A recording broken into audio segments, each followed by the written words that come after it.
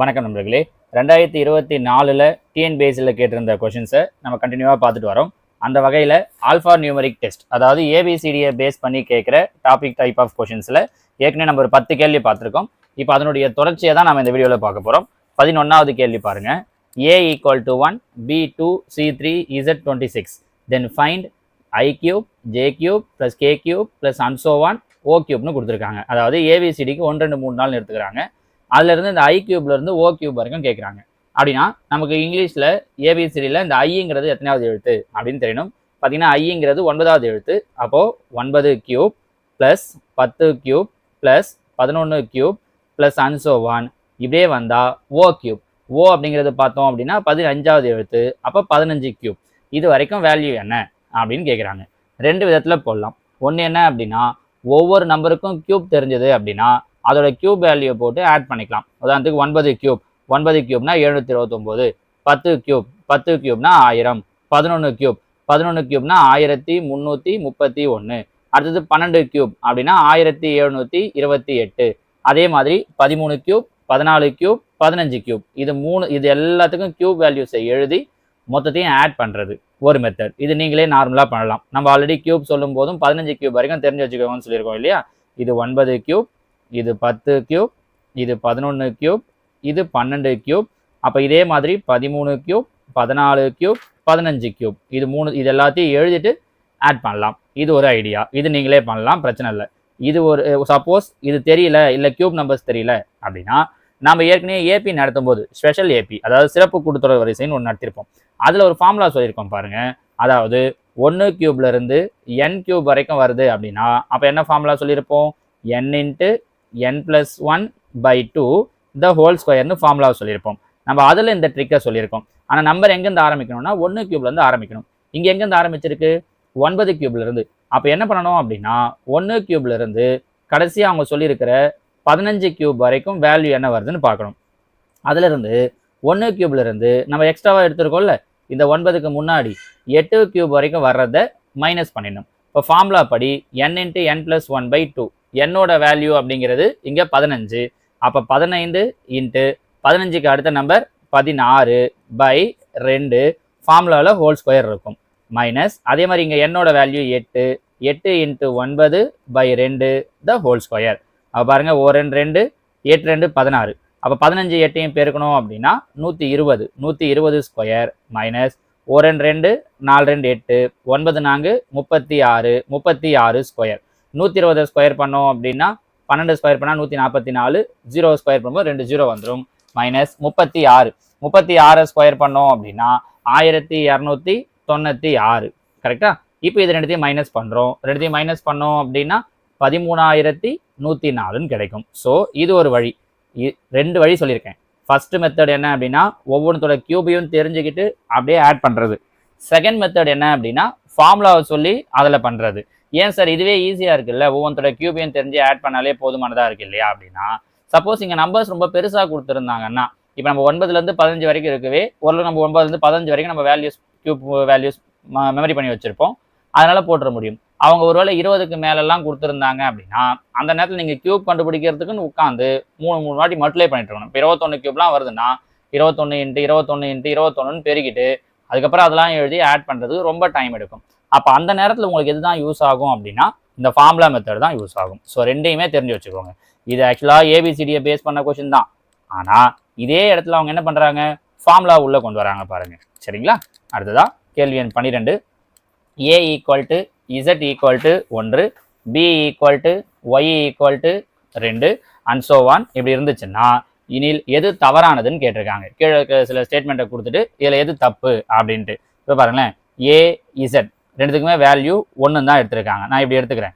A B C D E F G H I J K L M வரைக்கும் ஒரு line. ஏன்னா M 13வது எழுத்து, 26ல் பாதி 13 இல்லையா, அது வரைக்கும் N O P Q R S T U V W X Y Z. இப்போ அவங்க சொன்ன மாதிரி வந்திருக்கும் பாருங்க.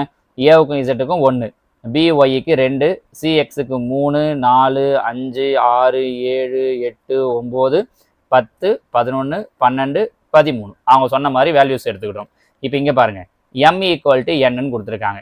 m n ரெண்டுக்குமே வேல்யூ என்ன தான் வருது, 13 தான் வருது. அப்போ m n ரெண்டுமே ஈக்குவல் தான், இதுவும் 13 இதுவும் 13. அப்போ இந்த ஸ்டேட்மெண்ட் கரெக்ட்.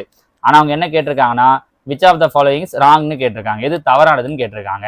இது சரி, அப்போ இது நமக்கு வராது. m + n, m-க்கும் 13 n-க்கும் 13 கூட்டினா 26. இங்கே வருவோம். l பாருங்க, l 12வது எழுத்து ப்ளஸ் ஓவும் 12வது எழுத்து ப்ளஸ் AZ ரெண்டுமே 1வது எழுத்து. அப்போ 1 + 1 12 12 24 25 26. இதுவும் ரெண்டும் சமமாக வருது. அப்போ இதுவும் ஆன்சர் இல்லை, ஏன்னா இது தப்புன்னு தான் கேட்குறாங்க. இங்கே வருவோம். ஏவுக்கு 1, பிக்கு 2, சிக்கு 3. அதே மாதிரி தான் எக்ஸுக்கு 3, ஒய்க்கு 2, இசட்டுக்கு 1 கூட்டினா இந்த பக்கம் 6 இந்த பக்கம் 6. அப்போ இதுவும் ஆன்சர் இல்லை. ஸோ கண்டிப்பாக இதுதான் ஆன்சராக இருக்கும். ஆப்ஷன் டி தான் இதற்குண்டான சரியான விடை. ஏன்னு பாருங்க, ஈங்கிறது 5வது எழுத்து, ஜிங்கிறது 7வது எழுத்து, ஜேங்கிறது 10வது எழுத்து. கரெக்டா?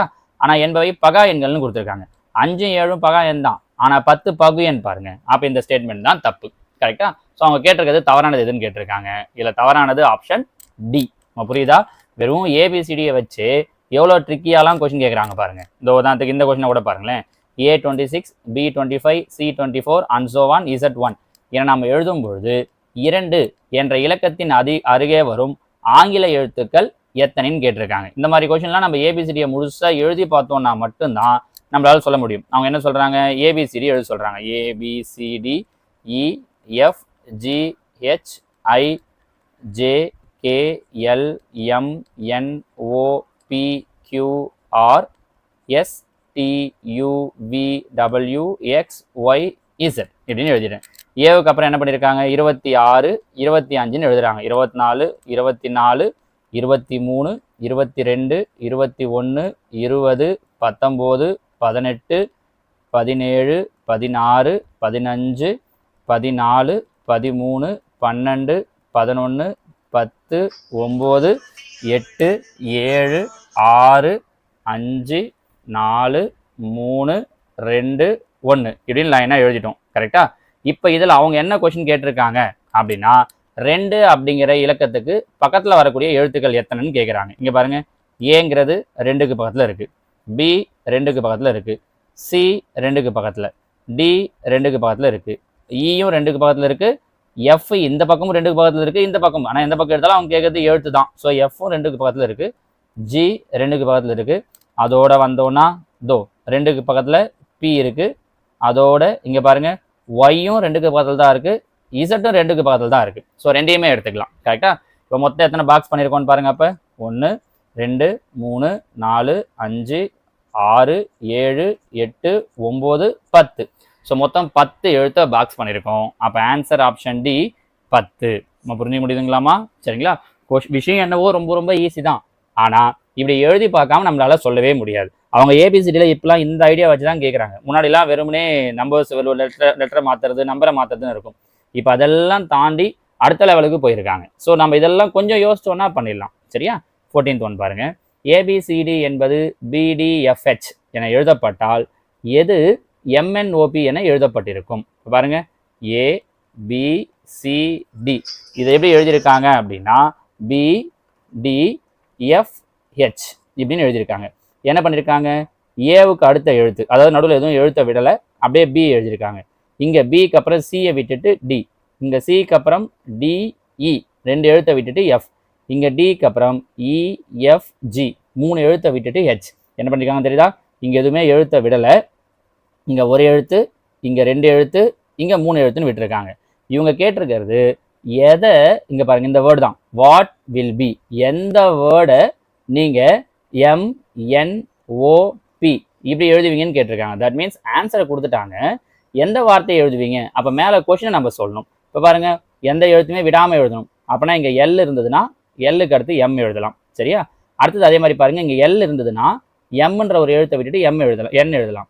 இங்கே எல் இருந்ததுன்னா எம்என் 2த்தை விட்டுட்டு ஓ எழுதலாம். இங்கே எல் இருந்ததுன்னா எம்என்ஓ 3த்தை விட்டுட்டு பி எழுதலாம். அப்போது 4 எழுத்துமே என்னவா இருக்கணும் அப்படின்னா எல்எல்எல்எல்னு இருந்ததுன்னா நமக்கு ஆன்சர் எம்என்ஓபின்னு கிடைக்கும். ஸோ இந்த கேள்விக்கான சரியான விடை ஆப்ஷன் ஏ எல்எல்எல்எல். சரிங்களாமா? அடுத்தது 15வது கேள்வி. A = 1, B 2, C 3, Z 26. Then which is wrong? என கொடுக்கப்பட்டால் கீழ் காண்பவற்றுள் எது தவறு அப்படின்னு கேட்டிருக்காங்க. இதுவும் நம்ம முன்னாடி சொன்னது மாதிரி தான் பாருங்க. ஒவ்வொரு ஏபிசிடிக்கு உண்டான லெட்டர் வேல்யூ தெரிஞ்சிருந்தா போதும், நம்ம இதை ஈஸியாக கண்டுபிடிச்சிடலாம். இப்போ இதில் பார்த்தீங்க அப்படின்னா root of I into L into எல்னு கொடுத்துருக்காங்க. ஐங்கிறது 9வது எழுத்து, எல்லுங்கிறது 12வது எழுத்து, மறுபடியும் எல்லுங்கிறது 12வது எழுத்து. ரூட்டுக்குள்ளாடி ஒரு நம்பர் 2 முறை இருந்தால் ஒரு முறை எழுதிக்கலாம். அதே மாதிரி 9க்கு ரூட் எடுத்தோம்னா 3, அப்போ 12 என்ன கிடைக்குது அப்படின்னா 36ன்னு கிடைக்குது. கரெக்டா? ஈக்குவல்ட்டுக்கு இந்த பக்கம். இந்த பக்கத்தில் பாருங்க F power 6, F power P. எஃப்ங்கிறது 6வது எழுத்து, பிங்கிறது 2வது எழுத்து. அப்போ 6 ஸ்கொயர் என்ன கிடைக்குது 36. ஸோ ரெண்டு பக்கமுமே ஆன்சர் 36 தான் கிடைக்குது. அப்போ இந்த ஆன்சர் கரெக்ட். ஆனால் அவங்க என்ன கேட்டிருக்காங்க, எது தவறுன்னு கேட்டிருக்காங்க. அதனால இது வராது. அடுத்தது HCF ஆஃப் JOY. இப்போ பாருங்க, ஜேங்கிறது 10வது எழுத்து, ஓங்கிறது 15வது எழுத்து, ஒய்ங்கிறது 25வது எழுத்து. மூணுத்துக்கு HCF எடுக்கிறோம் அப்படின்னா 2 3 5 5. HCF என்ன கிடைக்குது 5ன்னு கிடைக்குது. ஈக்குவல்ட்டுக்கு இந்த பக்கம் என்ன கொடுத்துருக்காங்க ஈங்கிறது எத்தனாவது எழுத்து 5வது எழுத்து. அப்போ இந்த ஸ்டேட்மெண்ட்டும் கரெக்ட். ஸோ இது வராது. அடுத்தது ரூட் ஒய். ஒய்யுடைய வேல்யூ 25 ப்ளஸ் ரூட் பி. பியோட வேல்யூ 16. 25க்கு ரூட் எடுத்தா 5, 16க்கு ரூட் எடுத்தா 4, 5 4 கூட்டினா 9. இந்த பக்கம் என்ன கொடுத்துருக்காங்க ஐங்கிறது ஏபிசிடியில் 9வது எழுத்து. அப்போ இதுவும் கரெக்ட். ஸோ இதுவும் வராது. அப்போ கண்டிப்பாக ஆன்சர் எது தான் வரும் அப்படின்னா ஆப்ஷன் டி தான் வரும். ஏன்? C power B. சிங்கிறது 3, பிங்கிறது 2. அப்போ 3 பவர் 2னா 9. ஈக்குவல் டு எஃப்னு கொடுத்துருக்காங்க. எஃப்ங்கிறது 6வது எழுத்து. ஸோ இந்த பக்கம் 9 கிடைக்குது, இந்த பக்கம் 6 கிடைக்குது. 2 ஈக்குவல் கிடையாது. அப்போ இதுதான் தவறானது. அதுதான் நமக்கான answer. So answer option D தான் நமக்கு உண்டான சரியான விடை. சரிங்களாமா? அடுத்ததா கேள்வி எண் 16. ABCDE equal to P1 Q2 R3 S4 T5 என இருந்தால் பின்வருவனற்றுள் எது Q2 BF V7A என்பதற்கு சமமானது அப்படின்னு கேட்டிருக்காங்க இல்லையா? இப்போ இதில் பாருங்க, அவங்க என்ன பண்ணியிருக்காங்க அப்படின்னா ஒவ்வொரு எழுத்துக்கும், அதாவது ABCDE இதெல்லாம் என்ன பண்ணுறாங்கன்னா ஏவுக்கு P1, பிக்கு Q2, சிக்கு R3, டிக்கு S4, இக்கு T5. அதாவது ABCDE PQRST 1 2 3 4 5 அப்படி எடுத்திருக்காங்க. இப்போ இங்கே கேட்கும்போது பாருங்களேன், என்ன பண்ணியிருக்காங்க Q2 B F V7 A. ஏன்னா லெட்டருக்கு அப்புறம் நம்பர் வருதுன்னா அது ரெண்டும் சேர்ந்து வருது. இப்போ Q2க்கு என்ன லெட்டர் யூஸ் பண்ணியிருக்காங்கன்னு பாருங்க, B. அப்போ Q2க்கு பதில் B. பிக்கு பதில் எதை யூஸ் பண்ணியிருக்காங்க Q2. அப்போ பிக்கு Q2. F இங்கே எஃப்ஏ இல்லையே சார்னா ABCDEFG தேவையான அளவுக்கு எழுதிக்கலாம். அதே மாதிரி PQRSTUVன்னு வந்துடும். 1 2 3 4 5, இங்கே 6 7. அப்போ பாருங்க, எஃப்க்கு என்ன கிடைக்குது நமக்கு U6. எஃப்க்கு பதில் U6. V7 இதோ எழுதியிருக்கோம் பாருங்க. V7க்கு பதில் என்ன வருது G. ஏவுக்கு பதில் என்ன எடுத்திருக்கோம் P1. அப்போ இதுதான் நமக்கான ஆன்சர். BQ2 தான் okay. BQ2 U6 G P1 கரெக்டாக எங்கே இருக்குன்னு பாருங்க. BQ2 U6 Q2 U6 GP1. தோ ஆப்ஷன் டி தான் நமக்கு உண்டான சரியான விடை. நம்ம புரிஞ்சுக்க முடியுதா? இதெல்லாம் கொஞ்சம் டிஃப்ரெண்டானது. யோசிச்சா ஈஸியாக ஆன்சர் சொல்லலாம், பெரிய கஷ்டம் ஒன்றும் கிடையாது. ஆனால் இந்த மாதிரியான டிஃப்ரெண்ட் டைப்பில் தான் இப்போ அவங்க ஆல்ஃபா நியூமெரிக் டெஸ்ட்டையே கேட்குறாங்க. சரியா? அடுத்ததான் கேள்வி எண் 17. ஃபாக்ஸ் ஈக்குவல் டு கேட் எனில் ஜெராக்ஸ் என்பது எதை குறிக்கும்னு கேட்குறாங்க. ஃபாக்ஸ் FOX CAT ஒவ்வொரு எழுத்துக்கும் ஒன்று. அவங்க என்ன கேட்டிருக்காங்க XEROX. எக்ஸுக்கு எந்த லெட்டர் T. அப்போ எக்ஸ் வர இடத்துல என்ன போட்டுக்கலாம் T போட்டுக்கலாம். ஓவுக்கு A. ஓ வர இடத்துல A. ஈக்கும் ஆருக்கும் அவங்க எதுவுமே வேல்யூவே கொடுக்கல. அப்போ எதுக்கு கொடுக்கலையோ அதை நம்ம அப்படியே வச்சுக்கலாம். So answer TERAT. TERAT அவங்க அப்படியே தான் எழுதியிருக்காங்க. நம்ம வேணா தெரிஞ்சதை வச்சு கூட ஃபஸ்ட்டு யோசிக்கலாம். எக்ஸுக்கு T வருது, அப்போ ஃபஸ்ட்டும் லாஸ்ட்டும் T வரணும் அப்படின்னா இது வராது. அடுத்தது ஓக்கு ஏ வருது, லாஸ்ட்டுக்கு முன்னாடி ஏ வரணும், இதில் வரல இதில் வரல இப்படின்னு வச்சு கூட நம்ம எது வரணுன்றதை முடிவு பண்ணலாம். நம்ம புரியுதா? அவங்க ஒன்றும் பண்ணல, இந்த ஒவ்வொரு எழுத்துக்கும் ஒரு லெட்டரை கொடுத்துட்டு வராத லெட்டரெல்லாம் அப்படியே வச்சுக்கிட்டாங்க, முடிஞ்சிச்சு. சரிங்களா? அடுத்ததா கேள்வி எண் 18. இதுவும் அதே மாதிரி தான். கேட் CAT இதுக்கு என்ன பண்ணியிருக்காங்கன்னா ABCன்னு எடுத்திருக்காங்க. டாக் DOG இதுக்கு என்ன பண்ணியிருக்காங்கன்னா DEFன்னு எடுத்திருக்காங்க. அப்படின்னா டேனுக்கு என்ன வரும்னு பாருங்க டீக்கு நேராக C, டீக்கு C வரணும். ஏவுக்கு நேராக B, ஏவுக்கு B வரணும். என்னன்ற எழுத்தை இங்கே அவங்க ரெஃபர் பண்ணல, அதனால அப்படியே வந்துடும். ஸோ டிவைடுக்கு மேலே வர வேண்டியது CBN. இங்கே CBA கொடுத்துருக்காங்க, இங்கே CBA கொடுத்துருக்காங்க, இது ரெண்டும் வராது. அப்போ CBN. பையில் என்ன கொடுத்துருக்காங்க காட்டு. சி, சிக்கு பாருங்க, சிக்கு நேராக வர வேண்டியது ஏ. ஓ, ஓவுக்கு வர வேண்டியது இ. டி, டிக்கு வர வேண்டியது சி. அப்போ பையில் என்ன வரணும்? ஏஇசி. இது ரெண்டுத்துல பாருங்க, இது ஏசின்னு இருக்கு. அப்போ இது கிடையாது. So answer option D, AEC. முடிஞ்சிச்சா? நம்ம புரியுதா? ஒவ்வொரு எழுத்துக்கும் பதில் அந்த என்ன முன்னாடி ரெஃபர் பண்ணியிருக்காங்களோ அந்த ரெஃபரன்ஸை அப்படியே கொடுத்துருக்காங்க. முடிஞ்சிச்சு பாருங்க. சரியா? அடுத்ததா கேள்வி எண் 19. லைனாக லெட்டர்ஸ் கொடுத்துட்டாங்க. வினா குறியீட்டுக்கு பதிலாக வரும் தொடர் எதுன்னு கேட்டிருக்காங்க. இது பாருங்க, ஒன்றும் இல்லை, ஜி பி டி. இங்கே அப்படியே வாங்க, ஜி பி டி கண்டினியூவாக 3 எழுத்து. அப்போ அடுத்து இங்கே கொஷின் மார்க் போட்ட இடத்துல டிக்கு அப்புறம் என்ன வரணும்? எம். ஸோ ஆன்சரோட ஃபர்ஸ்ட் லெட்டர் எம். இங்கே 4 கொடுத்துருக்காங்க. இது கிடையாது. அடுத்து ரெண்டாவது எழுத்து வாங்க, DM4. எங்கே இருக்குன்னு பாருங்க, DM4. 4க்கு அப்புறம் என்ன இருக்குது? என் இருக்குது. அப்போ ரெண்டாவது எழுத்து நமக்கு என்ன வந்துடணும்? என். ஸோ ஆன்சரில் MN வரணும். அப்போ இது கிடையாது, இது கிடையாது. முடிஞ்சிச்சா? ஃபர்ஸ்ட் மீதி இருக்கிறது தான் ஆன்சர். என்ன மீதியும் செக் பண்ணிடலாமா? RP5. இங்கே பாருங்க, RP5. அப்போ அதுக்கு முன்னாடி என்ன இருக்குது? Q. அப்போ ஆன்சரில் வர வேண்டியது Q. முடிஞ்சிச்சான்னு பாருங்க, MNQ. ஆப்ஷன் ஏ தான் இதற்குண்டான சரியான விடை. ரொம்ப அழகாக கொஸ்டின் எடுத்திருக்காங்க பாருங்க. சரிங்களா? சின்ன சின்ன விஷயம் தான், ஆனால் அதை கூட யோசிக்கிறது மாதிரி வச்சிருக்காங்க. சரிங்களா? அடுத்ததா கேள்வி எண் 20. ஒருவித குறியீட்டில் ரெட் 1 எனவும் ப்ளூ 2 எனவும் வயலட் 3 எனவும் குறிக்கப்பட்டால் ஆரஞ்சு எவ்வாறு குறிக்கப்படும்னு கேட்டிருக்காங்க. நம்ம இதுக்கு என்ன பண்ணுவோம்னா, ஏபிசிடிலாம் வச்சுக்கிட்டு 1 2 3 4 வேல்யூ அப்ளை பண்ணிட்டு இருப்போம். இங்கே அந்த மாதிரிலாம் எதுவுமே இல்லை. இங்கே என்ன யூஸ் பண்ணியிருக்காங்க அப்படின்னா, வவல்ஸ். வவல்ஸ்னால் தெரியும்ல, இங்கிலீஷில் உயிரெழுத்துக்கள். AEIOU. அதாவது எத்தனை உயிரெழுத்து இருக்கோ அதோட வேல்யூவாக கொடுத்துருக்காங்க. இப்போ இதில் பாருங்க, ஈன் ஒரே ஒரு வவல் தான் இருக்குது. So value 1. இங்கே பாருங்க, UE 2 வவல் இருக்குது. அப்போ வேல்யூ 2.